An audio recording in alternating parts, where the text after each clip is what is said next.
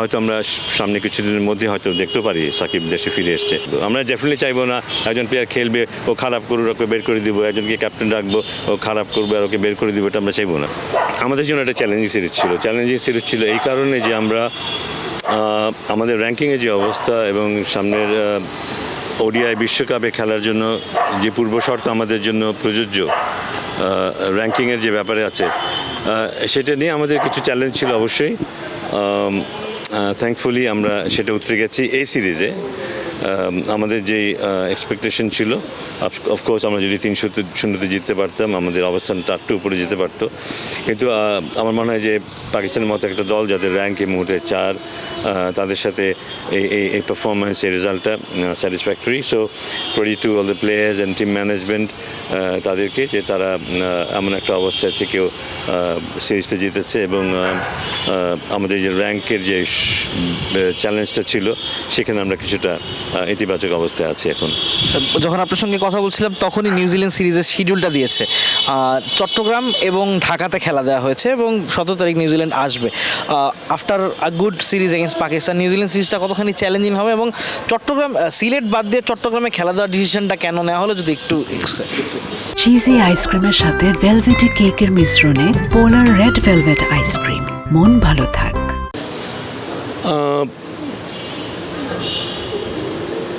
একটা তো কারণ যে চট্টগ্রামে বেশ কিছুদিন খেলা হয়নি, আমরা সিলেটে অনেক খেলা রিসেন্টলি আমরা খেলেছি, সেটা একটা কারণ। এবং গ্রাউন্ডের যে কন্ডিশনগুলো আমাদের অভ্যস্ততার যে ব্যাপারটা সেটা অবশ্য সিলেট, চিটাগং, ঢাকা সব জায়গাতে এখন মোটামুটি সমান। সেই বিবেচনাতেই ঢাকাতে তো আমরা সবসময় খেলা রাখি, সে ঢাকাতে রাখা হয়েছে এবং চিটাগংয়ে রাখা হয়েছে। চিটাগংয়ের উইকেটটা আমাদের ব্যাটিং ফ্রেন্ডলি উইকেট এবং এটা যেহেতু হোয়াইট বল ক্রিকেট হচ্ছে এখানে, দর্শকের জন্য বলি বা দলের জন্য বলি, এটা সবাই ইতিবাচকভাবে দেখবে, সে কারণেই রাখা। সো আমার মনে যে অ্যাজ এ হোল আমরা যদি আমাদের পারফরমেন্সের কথা বিবেচনা করি সেখানে বোধহয় চিটাগং একটা ভেন্যু যেখানে আমাদের রেজাল্ট সবসময় ভালো হয়েছে। তবে আমি রেজাল্টের কথা বলবো না, আমার মনে হয় যে ওটা খুব গুরুত্বপূর্ণ ব্যাপার যে চিটাগংয়ে অনেকদিন খেলা হয়নি, চিটাগংয়ে দর্শকরা অনেকদিন থেকে ইন্টারন্যাশনাল ক্রিকেট থেকে বঞ্চিত হয়ে আছে, আমরা বিপিএলের ম্যাচগুলো ওখানে যেতে পারিনি। সো তারা এটা ডিজার্ভ করে যে আমরা এই সিরিজ ওখানে খেলবো এবং এটা সবসময় এখানে হয়েও আসছে, সেটাই মূল কারণ। গতকাল একটা লাস্ট স্টেজে যখন 2 বলে 11 রান দরকার বা 12 রান দরকার, শাহিন আফ্রিদির একটা রিভিউ নেওয়া হয় যেটাতে পরবর্তীতে রিভিউটা বাংলাদেশের পক্ষে যায়। সেই রিভিউটার মানে ওই সময়ে একটা টাফ টাইমে বা একটা কঠিন সময়ে এমন চতুরতাটাকে আপনি কীভাবে দেখছেন এবং মিরাজের ক্যাপ্টেন্সিটাকে আপনি কতখানি ইমপ্রুভ দেখছেন? That was a very difficult time. আমি বলবো যে এত টেন্সড একটা মুহূর্তে অনেকে হয়তো এটা খেয়াল করেনি, একটা বল ওয়াইড হয়েছে সবারই, কারণ বলটা লেগ স্টাম্পের বাইরে পিচ করছিল এবং আরও টার্ন করে যাচ্ছিল, বলটা ওয়াইড হবে এটাই স্বাভাবিকভাবে সবাই ধরে নিয়েছিল। আমি দূর থেকে যখন দেখেছিলাম আমারও মনে হয়েছিল ওয়াইড বলই, ব্যাটে বা প্যাডে লাগেনি। কিন্তু যেহেতু আমাদের রিভিউ ছিল, কিপার বলি বা আশেপাশে যারা ছিল তাদের হয়তো মাথায় এটা এসেছিল যে why not take a chance, হতেও তো পারে যে কোথাও লেগেছে, আমাদের তো রিভিউটা হাতে রেখে জমিয়ে রেখে তো লাভ নেই। আমার মনে হয় সেটা মাথায় রেখে কিন্তু এটাকে করা। আমার মনে হয় যে রিশাদের বডি ল্যাঙ্গুয়েজের মধ্যে একটা ছিল যে বোধহয় কোথাও কিছু একটা লেগেছে, রিশাদ বোধহয় একটা সন্দেহ করছিল, অতটা শিওর যদিও মনে হয়নি, কিন্তু ওর মধ্যে একটু দেখেছিলাম যে কোথাও লাগতে পারে, সেটা ক্যাপ্টেনকে বা উইকেট কিপারের সাথে আলাপ করছিল। সো সেই পরিপ্রেক্ষিতেই বসে ডিসিশনটা নেওয়া এবং পরে বোঝা গেল যে ডিসিশনটা কতটা গুরুত্বপূর্ণ ছিল। সো এতে বোঝা যায় যে আমাদের প্লেয়ারদের অ্যাওয়ারনেসের ব্যাপারটা বোঝা যায় যে চাপের মুখে ওরা ঠিক সিদ্ধান্তটা নিতে পারে, ঠান্ডা মাথায় সিদ্ধান্ত নিতে পারে। মিরাজের ক্যাপ্টেন্সি আমি বলবো যে খুব ভালো ক্যাপ্টেন্সি করেছে। এই কারণে আমি বলবো যে ওর ক্যাপ্টেন্সি নিয়ে অনেকেই অনেক কথা বলেছে বা আমার ধারণা খুব ভালোভাবে টিম হ্যান্ডেল করেছে।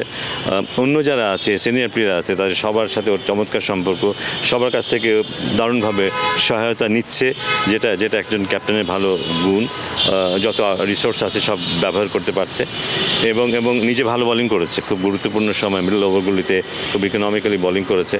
সো আমার মনে হয় যে এই লেভেলে ক্যাপ্টেন্সি করার যে ব্যাপারটা আছে সেটাও ও আস্তে আস্তে বুঝে ফেলবে এবং ক্রমাগত আরও আত্মবিশ্বাসী হবে এবং ডিসিশন মেকিংয়ের ক্ষেত্রে আরও প্রিসাইজ হবে এবং আমরা ওর কাছ থেকে আরও ভালো পারফরমেন্স পাবো।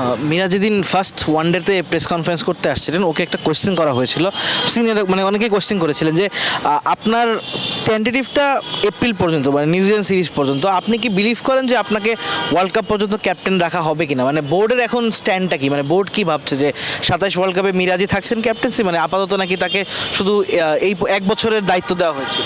হ্যাঁ, 1 বছরের দায়িত্ব দেওয়া হয়েছে এবং এটা এক্সটেন্ড হতে পারে, অবশ্যই হতে পারে। তবে হি ইজ ওয়ার্কিং, এটা হতেই পারে, এটা এখনো সময় হোক তখন আমরা বলতে পারবো। ও যেভাবে কাজ করছে যথেষ্ট দায়িত্বশীল একজন ক্যাপ্টেনের ভূমিকা পালন করছে।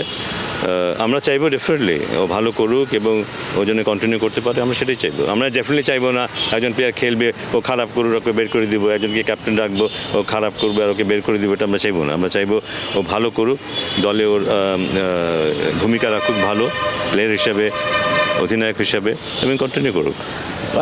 কালকেও শরীফুল ইসলাম পিএসএল এ দল পেয়েছেন পেশোয়ার জালমিতে। বাংলাদেশে অনেকজন ক্রিকেটার এবার পিএসএল এ খেলবেন। নিউজিল্যান্ড সিরিজ আছে, মোস্ট প্রবাবলি যতটুকু শুনেছি না রাফিজ ভাইয়ের সঙ্গে কথা বলে, তাদের কি শুধু ওয়ানডে সিরিজের জন্য বিসিবি অ্যাভেলেবেল রাখতে চায়, বাকিটা পুরোটা সময় কি আপনারা তাদেরকে ছেড়ে দিচ্ছেন পিএসএল খেলার জন্য? আমি এক্স্যাক্টলি এই মুহূর্তে বলতে পারছি না, কারণ অনেকের ব্যাপার তো। আমাদের চেষ্টা থাকবে যাদের প্রয়োজন আমাদের এখানে ওডিআইতে আমরা কোনো ধরনের কম্প্রোমাইজ করবো না স্বাভাবিকভাবেই।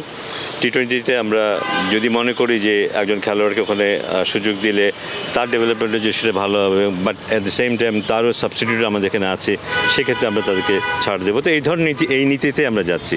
আমাদের চেষ্টা থাকবে আমাদের নিজেদের স্বার্থ রক্ষা করে যতটুকু ছাড় দেওয়া যায়, কারণ পিএসএলও একটা ভালো কম্পিটিশন, ওখানে আমাদের ছেলেরা গেলে তাদের একটা ভালো অভিজ্ঞতা হবে, সেদিক থেকে তারা আরও হয়তো একটু পরিণত হতে পারবে।